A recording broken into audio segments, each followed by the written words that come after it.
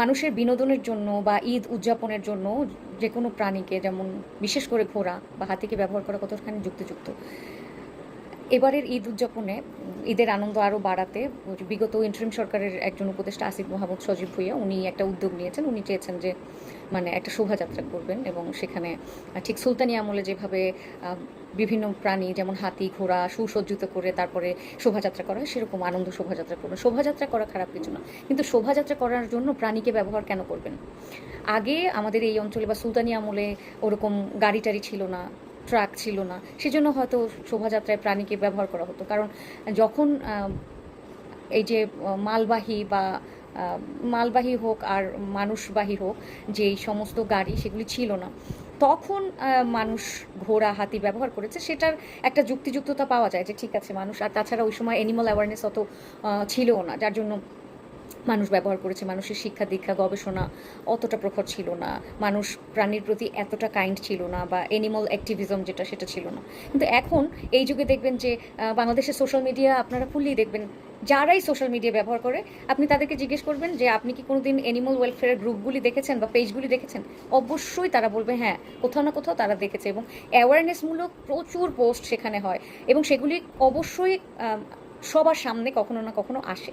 হ্যাঁ, তো এখন এই যে আসিফ মাহমুদ সজীব ভুঁইয়া উনি খুবই ইয়াংরা অনেক বেশি অ্যাওয়্যার, মানে তাদের অ্যাওয়ারনেস বেশি, তারা সোশ্যাল মিডিয়া বেশি ব্যবহার করে। এবং আমাদের যুগে আমরা যখন ছোট ছিলাম তখন কিন্তু প্রাণীর প্রতি খুবই নির্দয় ব্যবহার করতো মানুষ, সহিংস ছিল। কিন্তু এখন কিন্তু সহিংসতা কমেছে, কারণ এখন প্রচুর সোশ্যাল মিডিয়া অ্যাওয়ারনেস অ্যাক্টিভিজম, অনেক প্রোটেস্ট হয় ওয়ার্ল্ড ওয়াইড, বিশ্বব্যাপী, যার জন্য মানুষ জানে যে কিভাবে মানে কোন পশুকে আর কি আমরা মানে কিভাবে অ্যানিমাল প্রোটেকশনটা দিব, বা কিভাবে তাদেরকে কম ইউজ করা যায়, কিভাবে তাদেরকে প্রোটেক্ট করা যায়, প্রাণ প্রকৃতিকে কিভাবে প্রোটেক্ট করা যায়, এগুলি এখন বেশিরভাগ মানুষই জানে। এবং বিভিন্ন দেশের শিক্ষা কারিকুলামেও এটা রয়েছে যে অ্যানিমাল ক্রুয়েলটিটাকে কীভাবে মিনিমাইজ করা যায়। তো এই যে সুলতানি আমলের কায়দায় ঈদ পালন করেন, সব কিছু করেন, কিন্তু সেই জন্য অ্যানিমাল ক্রুয়েলটিকে আপনি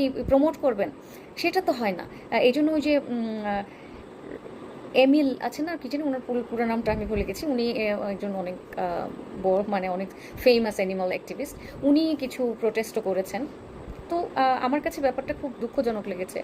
আমার মনে হয় না যে এই যুগে এসেও এই ধরনের অ্যানিমাল অ্যাবিউজ এবং অ্যানিমাল টর্চারকে আমরা অ্যালাউ করি।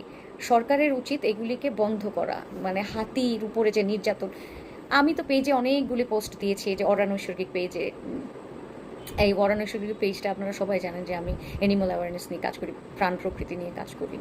তো সেখানে অনেকবার দিয়েছি হাতির যে পিঠ, হাতির উপরে সারা জীবন মানুষ উঠে বসেছে, ফান করেছে, আনন্দের একটা উৎস হিসেবে হাতিকে ব্যবহার করেছে, হাতিকে দিয়ে খুব ভারী ভারী জিনিস বোঝা টানিয়েছে। ঘোড়াও সেভাবে অ্যাবিউজ হয়েছে, এখনও হয়। সদরঘাটে ঘোড়া যেভাবে ব্যবহার হচ্ছে সেভাবে ব্যবহার হতে দেওয়া উচিত না।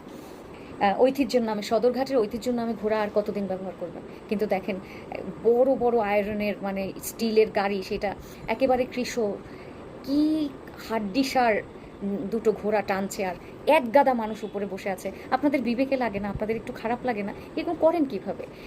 মানে যেখানে গাড়ি আছে, বিভিন্ন ধরনের গাড়ি আছে, এখন কত লাক্সারি কার আছে, খোলা গাড়ি আছে, ট্রাক আছে, ভাই সেগুলিতে চড়ে আনন্দ করেন না। কিন্তু এই নিরীহ জীবগুলি যাদের বেঁচে থাকার অধিকার আছে, তাদেরকে এভাবে কষ্ট দিয়েন না।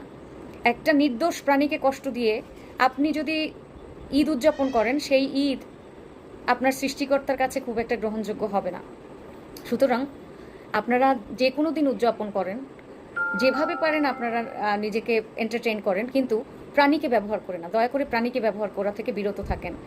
হ্যাঁ, তো এখন আমরা 21st সেঞ্চুরিতে বসবাস করি। আপনি একজন উপদেষ্টা হয়েছেন, কিন্তু আপনি এইটা জানেন না যে প্রাণীকে এইভাবে ব্যবহার করা অসম্ভব অনৈতিক। দিস ইজ অ্যাবসলিউটলি ডিসগাস্টিং এবং ইউ শুড স্টপ ইট। এতটুকু শিক্ষা দীক্ষা থাকবে আশা করি। প্রাণীর প্রতি আমরা যাতে সবাই কাইন্ড হই। You should be kind to animals.